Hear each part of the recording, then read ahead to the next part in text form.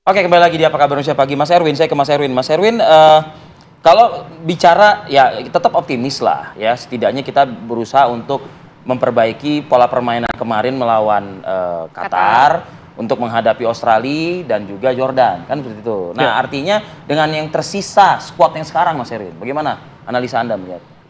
Ya, yang jelas nggak bisa pakai Ivar dan Sananta. Masih ada pemain-pemain lain. Padahal dua orang ini kan bisa dikatakan ya. Terutama Ivar ya, terutama Ivar. Karena nggak ada Justin juga. Justin belum datang karena dia masih dibutuhkan di klubnya di Jepang. Dia baru bisa datang hari Kamis. Hari Kamis Indonesia lawan Australia. Kecil kemungkinan bisa datang langsung main itu sangat beresiko. Jadi kehilangan Ivar memang cukup berat bagi Indonesia. Tapi yang penting adalah bagaimana melihat pertandingan lawan Australia ini harus bisa lebih baik. Terutama dalam antisipasi bola-bola mati.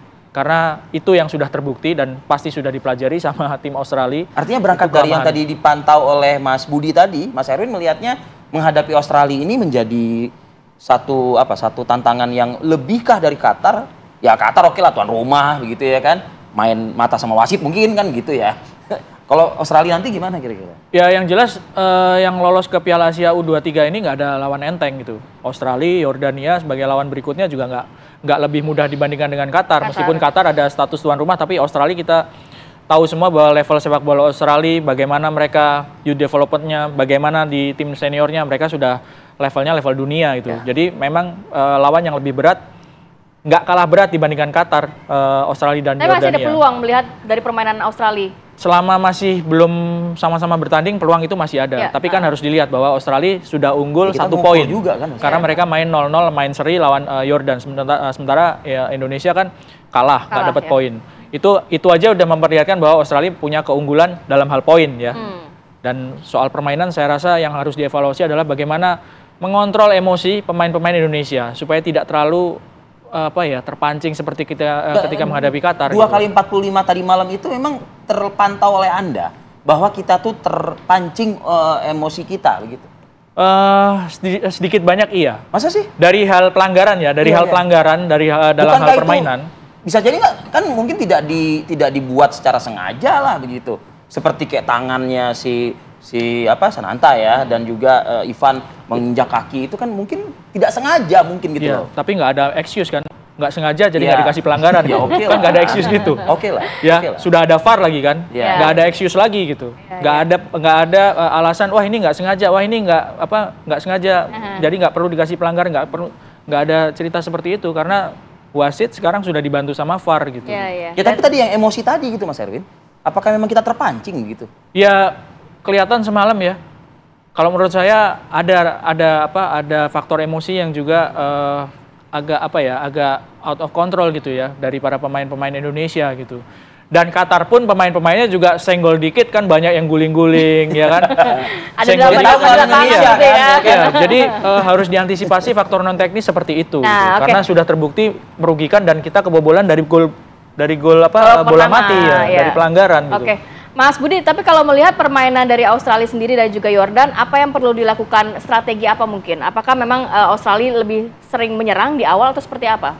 Yang jelas Australia lebih impresif, lebih eksplosif dibandingkan Qatar. Mereka bisa main mungkin lebih dari 90 menit dengan main cepat, mereka sangat mungkin untuk melakukan itu. Kalau kita melihat pertandingan kemarin mereka lawan Yordania. Sementara tim Indonesia besok kita kehilangan 2 pemain. Walaupun sebetulnya wajah timnas U23 ini, saya melihat ini sebetulnya rasanya itu seperti rasa timnas senior. Jadi dari 7 atau 8 pemain dari starting line up kemarin malam, itu menunjukkan bahwa ini adalah timnas senior yang dikurangi beberapa pemain inti. Seperti Jai Izes, Ragnar Orhatmangun, dan juga Sandy Walsh nggak ada juga. Tom Haye nggak ada. Jadi kalau bicara komposisi, ini sebetulnya kekuatan tim Indonesia 70% ini ada di tim U23 ini. Tapi sekali lagi kita nggak punya goal getter. Sehingga saya sangat menyayangkan ketika kemarin Sananta nggak ada sebagai goal getter. Ketika dia masuk di menit ke-74, apa yang bisa dilakukan Sananta? Nggak ada yang bisa. Dia sebagai striker murni, nggak mungkin dia jemput bola. Dia mengharapkan umpan, dan umpan itu tidak pernah datang ke dia. Jadi ketika nanti berhadapan dengan Australia, strategi apa yang mau dilakukan oleh STY. Karena dengan waktu persiapan 14 hari dari semenjak 1 April sampai dengan 16 April, ini ada waktu 2 minggu untuk melakukan persiapan. Baik itu masalah strategi, masalah formulasi, komunikasi para pemain ini, udah ngeblend sebetulnya. Tapi waktu yang diberikan itu ternyata nggak cukup untuk kita bisa compete, terlepas dari apapun yang terjadi melawan Qatar semalam, ada isu wasit segala macam, ya itu kita nggak bisa dijadikan alasan bahwa memang ada beberapa hal yang harus diperbaiki dari permainan tim nasional kita. Nah, apa selanjutnya STY ini ketika Ivar nggak bisa main, siapa yang bisa menggantikan? Siapa yang menggantikan? Saya gitu nggak ya. ngelihat ada yang bisa menggantikan posisi Ivar. Agak sulit dong terseok-seok tuh Indonesia bisa. Dan sebenarnya yang dibutuhkan itu ya Justin Hubner. Karena ini tipikal pemain preman yang berani senggol-senggolan sama pemain manapun. Jadi kalau saya kemarin ngelihat, saya agak berbeda pendapat saya dengan Mas Erwin, bukan terpancing emosi, tapi pemain kita terlalu polos menghadapi Qatar. Mereka bisa main sandiwara, dan pemain Indonesia polos-polos saja bahwa ini hanya mainan adu stamina, adu fisik, adu taktik. Gak kepikiran Gak untuk sandiwara bagian juga. untuk melakukan Kepolosan itukah yang kemudian dimanfaatkan oleh Qatar? terlihat sekali dari sebelum pertandingan sampai dengan pertandingan, kita melihat pemain Qatar bisa memainkan emosi itu. Sementara Indonesia nggak bisa melakukan serangan balik urat saraf, itu nggak ada. Nggak ada Justin Hubner yang berani untuk maju ke depan berhadapan dengan lawan, jangan main-main sama pemain Indonesia. Kita nggak ngelihat figur pemimpin, natural leader di dalam tim ini semalam. Walaupun Rizky Ridho ada berkaca di pra Piala Dunia, ada ya? Ada banyak di situ. Jai bisa memberikan rasa ketenangan di belakang yang saat ini nggak ada di tim ini. Rizky Ridho oke, bagus. Tapi untuk bisa berani ngegebuk lawan, tackle lawan, nggak ada. Tapi harapan besar untuk Indonesia tetap kita jangan pesimis gitu ya Mas. Mas ya. Sedih kita semalam, tapi tambah sedih lagi kita nih. Perempat final mungkin nanti akan masuk ke agak jauh kayaknya saya ngelihatnya sekarang. agak jauh ya. Agak jauh. Karena dua pemain inti kita nggak main. Ketemunya lawan Australia yang kalau saya melihat pertandingan-pertandingan Australia, daya gebuknya lebih lagi dari Qatar ini ya. Lebih.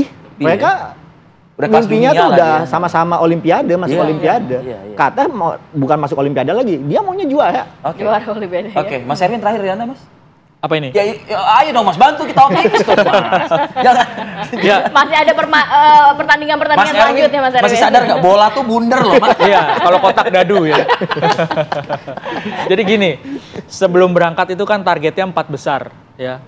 Karena 4 besar itu peringkat 1 juara, runner up, peringkat 3 itu otomatis lolos ke Olimpiade. Ya, peringkat 4-nya nanti diadu lagi sama konfederasi lain. Kita sekarang ngomong step by step dulu deh gitu. Lawan Australia dulu, jangan kejauhan ke 4 besar atau 3 besar gitu. Jangan juga kejauhan lolos dari babak grup, karena babak grup itu kan hanya 2 yang diambil. Kita masih punya peluang, masih punya peluang meskipun kalah ya, meskipun kalah semalam. Masih ada peluang. Iya, kalau Indonesia menang lawan Australia, menang lawan Yordania, sudah pasti lolos ke babak kedua gitu. Tapi kan untuk menang itu kan nggak mudah. Harus menang ya? Iya, harus menang. Menang sekali, seri sekali bisa juga lolos. Lihat pertandingan Australia dan Yordan. Dalam hal ini, dalam situasi seperti sekarang, Qatar yang paling berpeluang untuk lolos karena sudah dapat 3 poin. Mereka menang sekali lagi sudah pasti lolos ke babak berikutnya.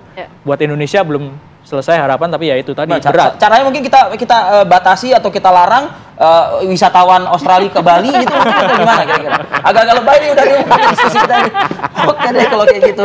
Ya, kita nantikan ya bagaimana pertandingan Indonesia di pertandingan selanjutnya melawan Australia. Terima kasih banyak. Terima kasih Mas Erwin. Sama-sama. Terima kasih juga. Ayo semangat.